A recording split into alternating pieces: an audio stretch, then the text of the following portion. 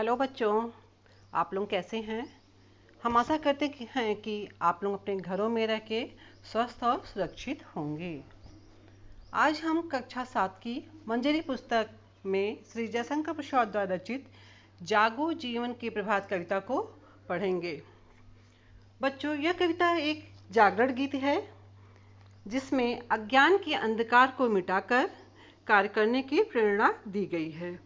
बच्चों, इस कविता की शुरुआत करने से पहले हम श्री जयशंकर प्रसाद जी के बारे में जानते हैं। श्री जयशंकर प्रसाद का जन्म सन 1889 ईस्वी काशी में हुआ था। जब वे छोटे थे तभी उनके पिता की मृत्यु हो गई थी। प्रसाद जी की स्कूली शिक्षा कक्षा 8 तक हुई थी, परंतु घर पर रहकर इन्होंने अंग्रेजी, हिंदी, संस्कृत आदि भाषाओं का अध्ययन किया। 15 वर्ष की अवस्था से ही इन्होंने काव्य रचना आरंभ कर दी थी।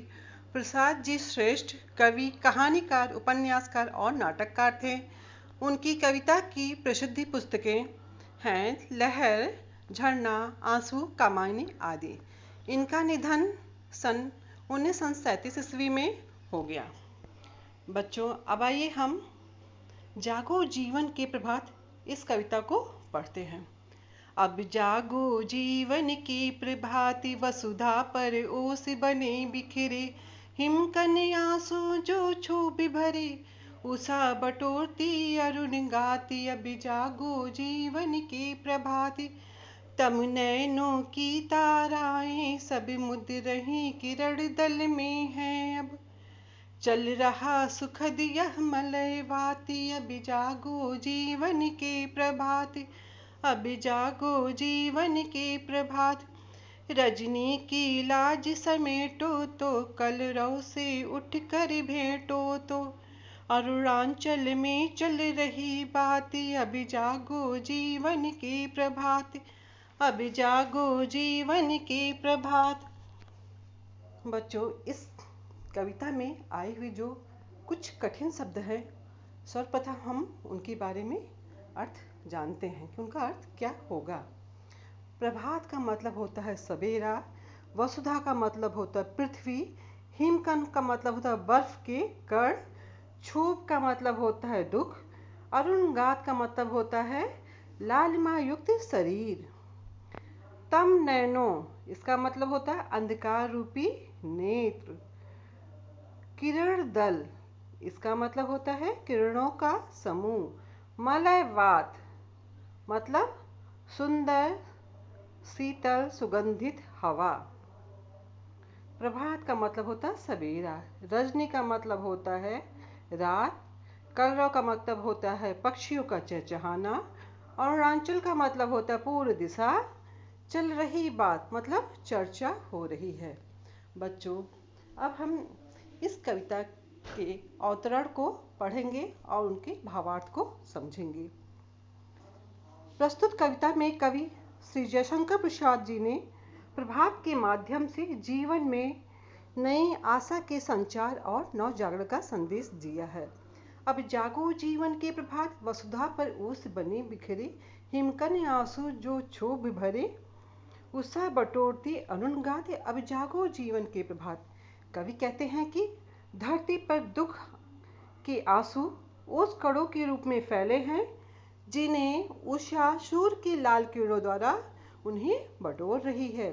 अर्थात जैसे रात का घना अंधकार प्रातः काल आते ही समाप्त हो जाता है, वैसे ही दुख चाहे कितना बड़ा क्यों ना हो, समय आने पर सुख में बदल जाता है। अतः हे मनुष्यों, अब जाग जाओ और नए जीवन में सक्रिय हो जाओ। तम नैनों की ताराएं सब मुद रही किरण दल में हैं। अर्थात जिस प्रकार रात बीत जाने पर रातकालीन तारे विलीन हो जाते हैं, उसी प्रकार सुख आने पर व्यक्ति की आंखों में निराशा समाप्त हो जाती है। चल रहा सुखद यह मलय बाती, अब जागो जीवन की प्रभात। श्री जयशंकर प्रसाद जी कहते हैं कि अब सुख देने वाली मलय वायु बहने लगी है, दुख की घड़ियां समाप्त हो गई हैं। अब इस प्रभात बेला में तुम जाग जाओ, ये मनुष्यों तुम जाग जाओ।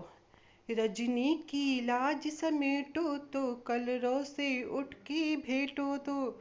आगे कवि जी कहते हैं कि प्रभात के साथ ही रात अपने आप को संकुचित कर लेती है, अर्थात रात के समाप्त होने पर अंधकार लज्जित होकर सिमट जाता है। प्रातःकाल पक्षियों की चहक चारों ओर फैली हुई है। तुम भी उठकर प्रातःकाल पक्षियों की कलरव का अभिवादन करो। अरुणाचल में चल रही बात, अब जागो जीवन के प्रभात। अरुणाचल अर्थात पूर्व दिशा से जागरण की चर्चा आरंभ हो गई है, इसलिए तुम भी अपने जीवन में नया सवेरा लाओ, अर्थात जाग जाओ। बच्चों, हमें आशा है कि आपको ये कविता समझ में आ गई होगी कि इसका भावार्थ कविता क्या है। और इसके बाद हम आपको होमवर्क देना चाहते हैं और हमें विश्वास है कि आप यह गृह कार्य पे घर पे बैठ के आराम से करेंगे और पूरी ईमानदारी से करेंगे। पहला प्रश्न है, कविता की पंक्तियों को पूरा करें। का चल रहा बीच में आपको भरना है, यह मलयवाद। खा अब जागो डैश डैश के प्रभात। गा अरुणाचल में डैश डैश रही बात। इस कविता में जो पंक्तियां हैं, बीच में जो खाली स्थान है, उसमें आपको भरना कि बीच में कौन सा वाक्य आएगा। दूसरा प्रश्न है, प्रस्तुत पंक्तियों का आशय स्पष्ट कीजिए। तम नैनों की ताराएं सब मुद रही किरण दल में हैं अब। खा अरुणाचल में चल रही बात, अब जागो जीवन के प्रभात। अभी इसका तो हम भावार्थ आप लोगों को पढ़ाए हैं और हमें लगता है कि आप लोगों को समझ में आ गया होगा और आप इसका जवाब आसानी से दे सकेंगे। तीसरा प्रश्न है, अरुणधर आंचल की योग से अरुणाचल शब्द बना है। इसी तरह नीचे लिखे गए शब्दों में आंचल शब्द जोड़कर लिखिए। हिम, उत्तर, पूर्व, नीला।